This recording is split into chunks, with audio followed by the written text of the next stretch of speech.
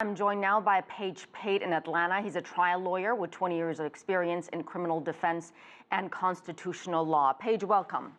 Thank you. Great to be with you. So let's talk about the impact of President Obama's proposals. From a constitutional take, can the president do this, issue these executive actions, and bypass Congress?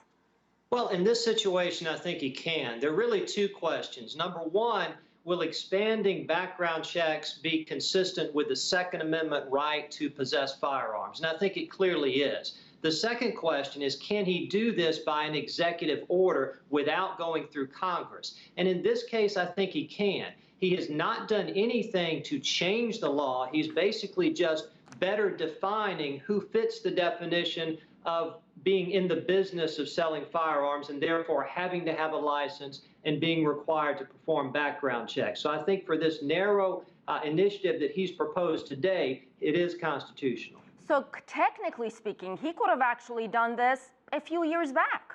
Yes, I believe in fact, he could. I think now, though, the first time he attempted to run it all through Congress, perhaps have universal background checks, make more of a change to the law than he's doing now. But at this point in his presidency, I think he felt some urgency. In fact, he said he felt some urgency with his time running short, that he needed to do something with or without Congress. So, Paige, what happens when a new president is elected next November and inaugurated in January? Well, they can completely change this if they want to. I mean, I believe Secretary Clinton has indicated she would continue this type of policy through an executive order. But if a Republican gets elected, they can change it on the day they take office.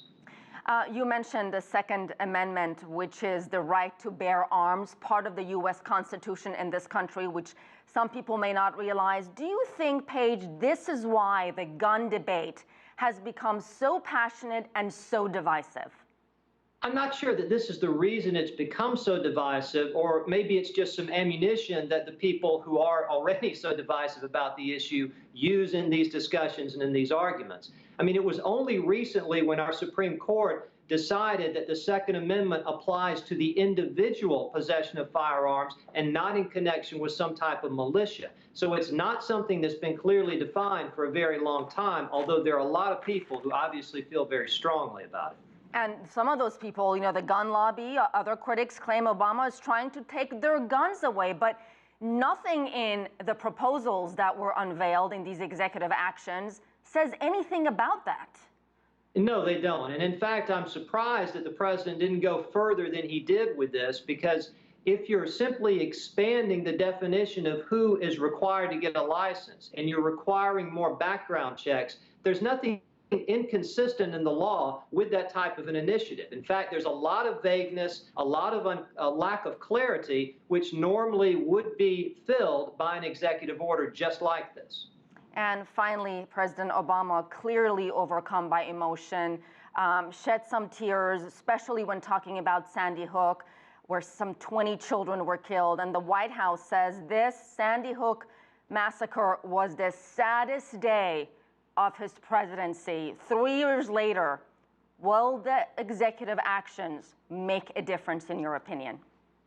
And that's really tough to say. I mean, it certainly won't undo what's happened before. And if someone is dedicated and determined to get a firearm, they can still get one. But as the president said, this may stop one person who would be prohibited from getting a firearm, from going to a gun show or going online and buying it without a background check. So in the president's view, if it can stop one person determined to commit violence, then it's something that he should at least try.